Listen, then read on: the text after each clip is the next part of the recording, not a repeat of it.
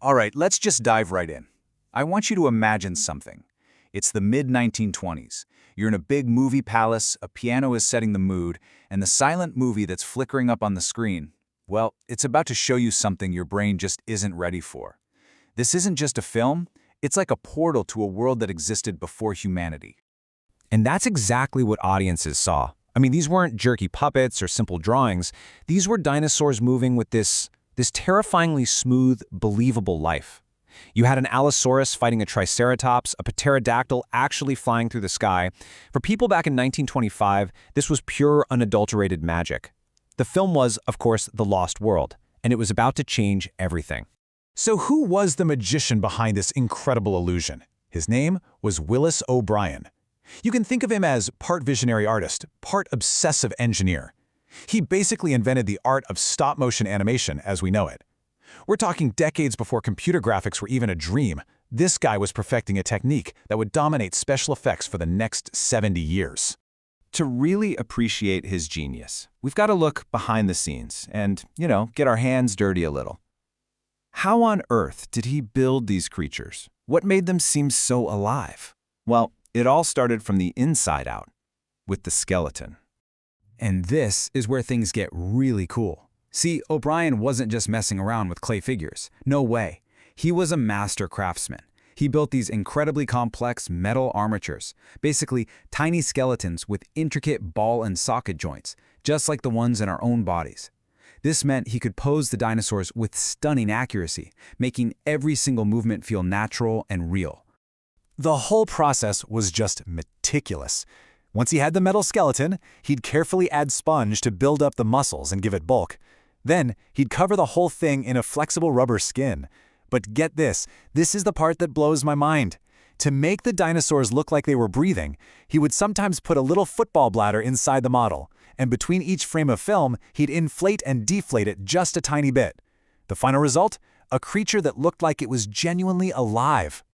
Okay, so having a perfect model is one thing, but making it move? That's a whole other level of difficulty. This is where we get into the absolutely painstaking art of stop motion, and where Willis O'Brien's legendary patience was truly put to the test. So just remember this one number, 24. For every single second of footage you see on screen, O'Brien had to pose his model, take one picture, move the model an impossibly small amount, and take another picture. He did this 24 times. Let that sink in. For 1 minute of film, that's over 1,000 individual manipulations. If he messed up even once, he had to start the whole shot over. It's just incredible. And the challenge didn't even stop there. Now he had to seamlessly blend his miniature world of dinosaurs with the real, full-scale world of the human actors. He used all these complex camera tricks like masking off parts of the film, and he had to perfectly match the lighting on his tiny sets to the lighting in the live-action shots. The film's climax, where a brontosaurus rampages through London, that's just a masterclass in smashing these two realities together into one unforgettable scene. The impact of all this work, it was nothing short of revolutionary. This wasn't just some clever little effect. O'Brien was essentially writing the rulebook for the modern blockbuster, the language of cinematic spectacle. And here's a great little story that proves it. The author of the book, Sir Arthur Conan Doyle, got his hands on some early test footage, and he showed it to the Society of American Magicians. Now, these are people whose entire job is to figure out illusions and tricks, and they were completely stumped. They had no idea how it was done. That's just how convincing and groundbreaking O'Brien's work really was. When you really look at his methods, the physical models he built, the clever in-camera effects, the sheer amount of patience, it feels like the complete opposite of today's digital effects. But here's the thing, it's not a competition. O'Brien's hands-on, practical craft created the visual grammar, the very language that modern VFX artists working with pixels and code still use every single day. You can literally draw a direct family tree from this film. O'Brien himself would take what he learned here and perfect it with the masterpiece King Kong in 1933.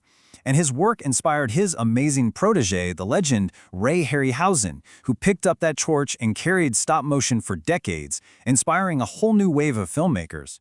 So when we watch The Lost World, we're not just watching an old silent film. We are literally witnessing the birth of an idea. The idea that cinema can show us absolutely anything.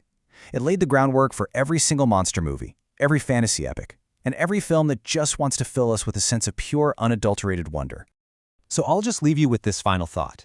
The next time you're at the movies and you see a dragon breathing fire or a spaceship tearing through the galaxy, just take a second to remember the painstaking frame-by-frame artistry of Willis O'Brien, because every single one of today's visual marvels is standing on the shoulders of this silent era genius and his breathing, fighting, world-changing dinosaurs.